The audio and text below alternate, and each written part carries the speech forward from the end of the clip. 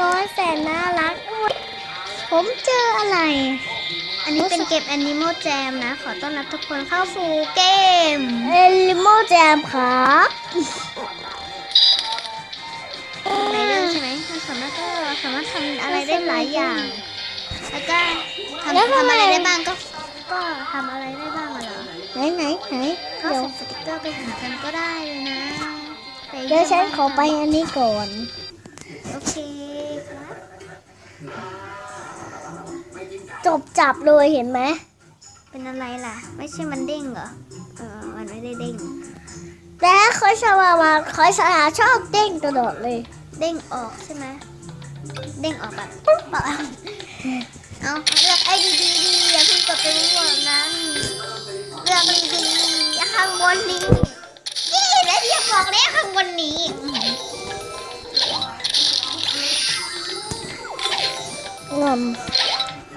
บอกแล้วข้างบนนี้ได้ของที่แย่มาก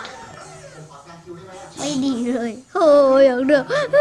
กได้ของดีอ่ะใครอยากได้ของดีบ้างเนี่ยยกมือขึ้นยกมือเลยผมไม่ยกมือเลยเดี๋ยวก็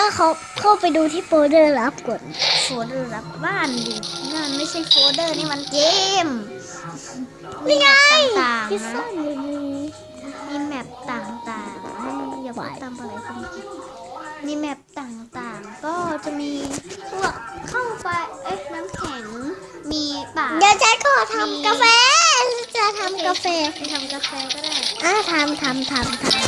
แล้วเกมธรรมดาพอทำเสร็จแล้วเราก็สามารถที่จะกินได้แต่กินไม่ได้หรอกแค่มันอยู่บนหัวเราเฉย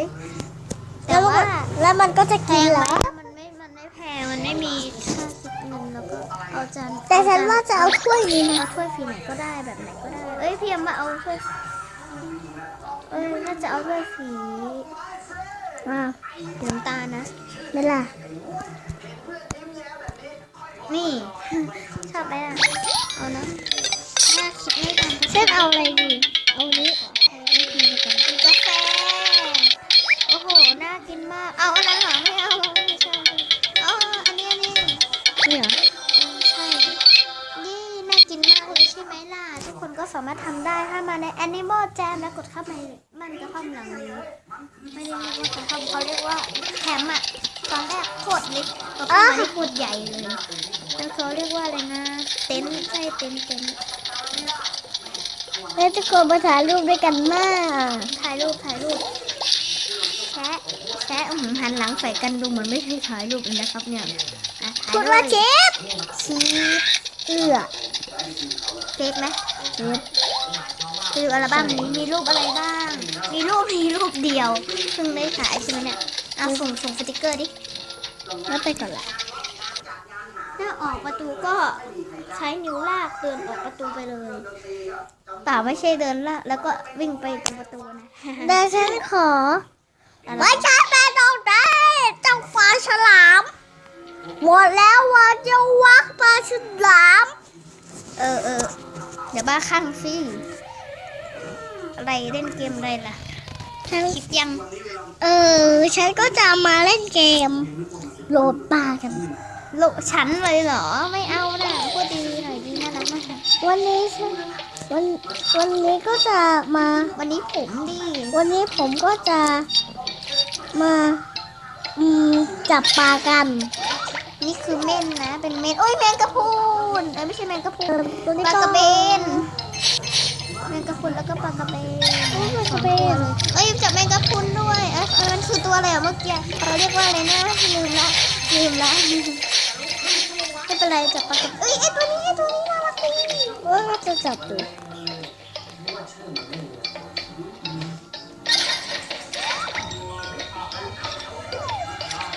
เราก็ได้การ์ดมาเยอะมากโอ้โหปูนี่จับยากนะลองจับปูจับไข่ไข่มันแปลกประหลาดมากไข่ไดโนเสาร์วะอะไรวะไข่อะไรจับปลาเราต้องพูดตลอดเวลาใช่ไหมเนี่ยใช่ไหมฉันก็ว่าแหละ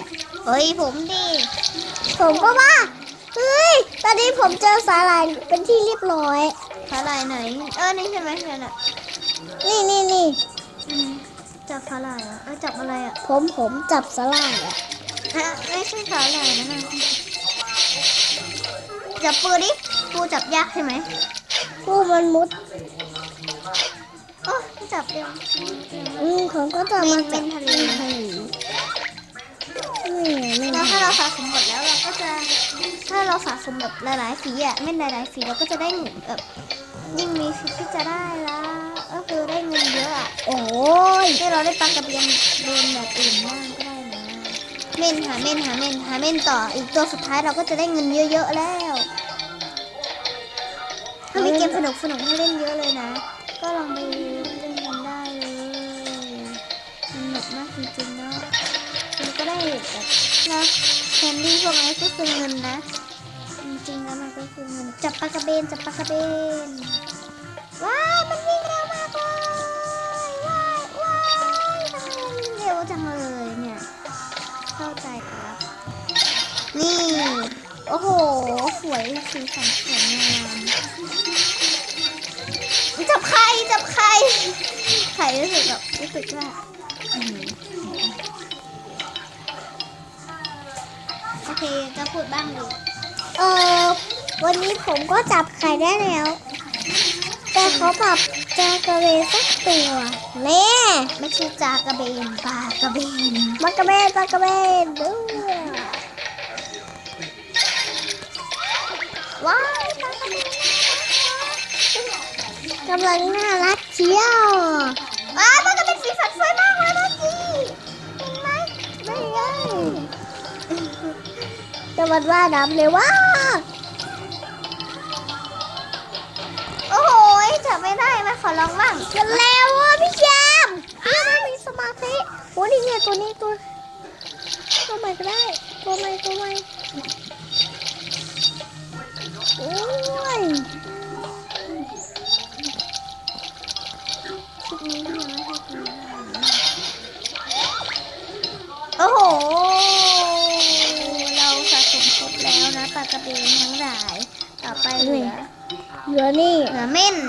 หาเม่น หาแม่เหรอ ใช่หาเม่น ไหนเม่นหมดยัง เม่น นี่เหรอเม่นนี่เหรอเม่น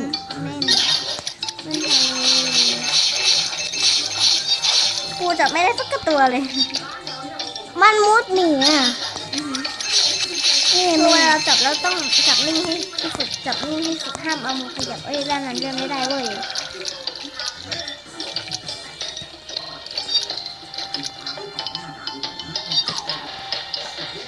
โอ้ยไม่จับละจับยาก เลยบอกว่าให้นิ่งที่สุดเห็นไหมจับได้แล้วบอกแล้วให้จับไอ้ตัวนี้บ้างนี่คือน่าสงสารมาก อุ้ย ใครจับเขาตัวอะไรอ่ะ ไม่รู้ มันปิงเลย นี่น่าเกลียดเนาะ น่าเกลียดเลยเหรอ โอ้ยตัวอะไรด่ะ ขนาดนั้นหรอน่ารักจังน่ารักนะเหมือนกับ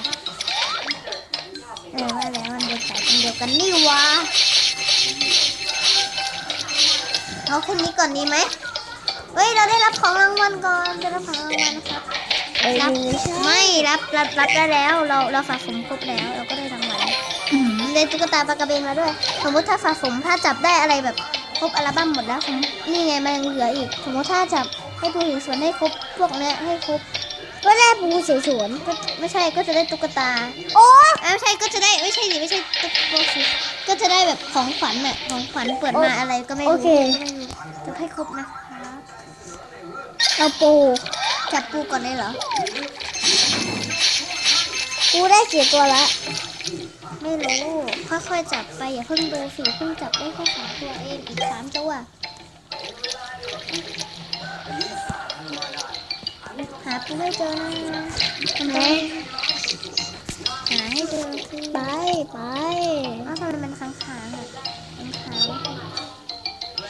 อะไร จับตัวนี้จับตัวนี้ ตุ๊กตาปลากระเบนไปแล้วก็ไอ้พวกตุ๊กตาเราสามารถเอาไปจับ